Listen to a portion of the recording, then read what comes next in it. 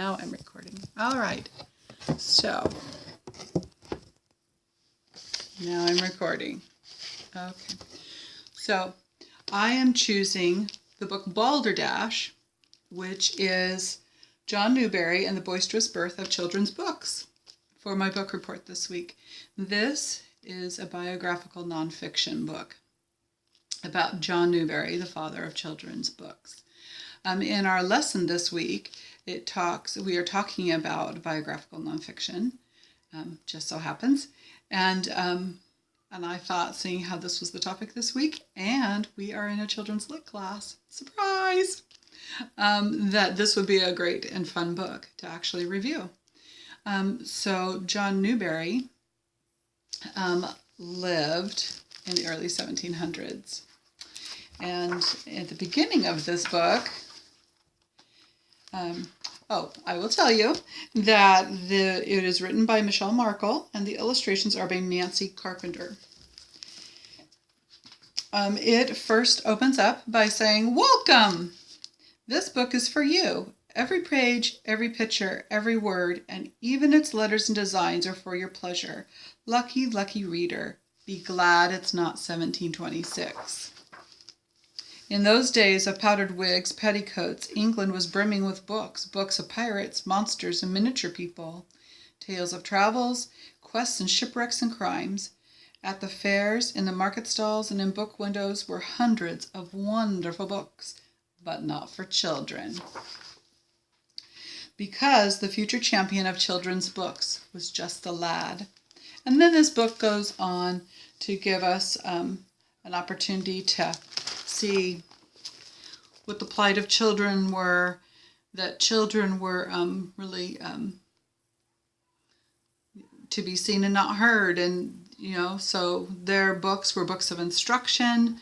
They were books of how to sit, how to laugh, rule books, scores of what to do, how to do it, manuals telling them where to stand, religious textbooks, preachy poems and fables, but nothing fun or exciting.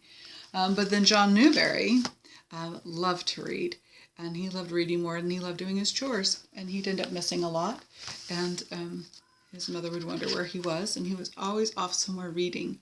When we got old enough, he found his way to getting a job in a printing press, and they gave him some responsibilities there, and he loved it. He loved everything about printing, everything about illustrating, everything about writing, and this was just his calling in life. He loved the smell of the ink on the press, and it gave him a lot of joy and enthusiasm. And so when he was old enough, he found his way to London, which was the heart of books and book publishing back then. And he found a spot and opened up his own shop. And when he got a little bit of success, he wondered why couldn't he provide children's books for children. And I will read this one page to you because I thought it was kind of fun and funny. And it said, "John liked children. Why shouldn't they have delightful books of their own?" And then it says, "John, what were you thinking? What about the parents? Many mums and dads worried that if their little nippers read fun books, they'd turn into wild beasts." And then it shows this mom and dad. Here's John Newbery going, "Here, have a fun children's book." And this mom and dad are like, "Don't read that book. You'll turn into a wild monster." It's awesome. Okay. So I thought it was really fun. And something else I really liked about this book were the illustrations in this book. The illustrations are much more simple in their lines and in their color. They does have nice colors in them, but they're not super bright colors. They're a little more subdued and a little more neutral in colors. So not really bright blues, but more medium blues, more sandy browns and tan and muted reds and things that are easy on the eyes and comfortable, but nothing really stark and dramatic. And the lines in these are really straight, simple straighter lines, even when they're making rounder shapes, which crossed my mind that this type of art is something that actually younger children could draw. It's like if you had an inclination for drawing, it's like children could draw these pictures. And so they've kept all that geared much more towards children and much more simple. So I think children could copy some of these pictures fairly easily. Towards the end of the book,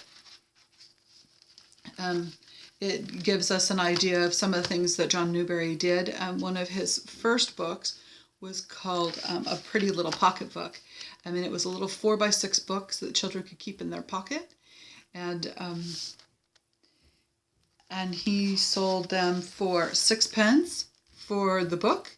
And if you wanted a toy, because this is brilliant, if you want a toy with your book, it's 8 pence. So he wasn't sure how that was going to go, but the books flew off the shelf. And he wasn't sure if the mom and dads would pay for it, but they did. And that book was so popular, he couldn't keep them in print. And from there, it just opened the door for doing many other kinds of books. And so he had ABC books and rhyming books and fairy tale books and mystery books and all kinds of different books geared towards children. And one of his best known books was called Little Goody Two Shoes. And it became a very famous book in England and in America. Towards the end of this particular book, it gives a page where it's just some details and facts about John Newbery and some of his work and his history. And in this it says that his books for children were about 4 inches by 3 inches, which made them portable for pockets. And that he began publishing newspapers and books for adults while living in Reading, but continued to do so after he moved to London. And that some of these people that he got to know while he was doing adult books are some of the same people that helped him with these children's books. So he was really a trailblazer in introducing this concept and these ideas even to people who had been in the business for many, many years.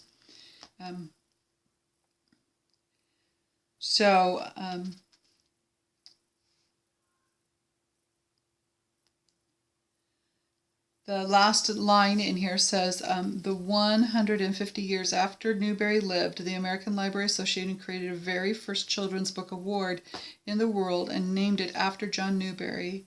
It is given annually to the most distinguished in contribution to American literature for children to this day. So that's quite... So the John Newbery Award is one of the most highly esteemed awards in children's literature to this day. So I would invite all of you to check out Balderdash and also incorporate this awesome word into your vocabulary. But go check out this book about John Newbery and the father of children's literature. It's a fairly new book. It was just printed in 2017. So I hope it's in your library because it's a fun little informative, great read. Okay, talk to you later.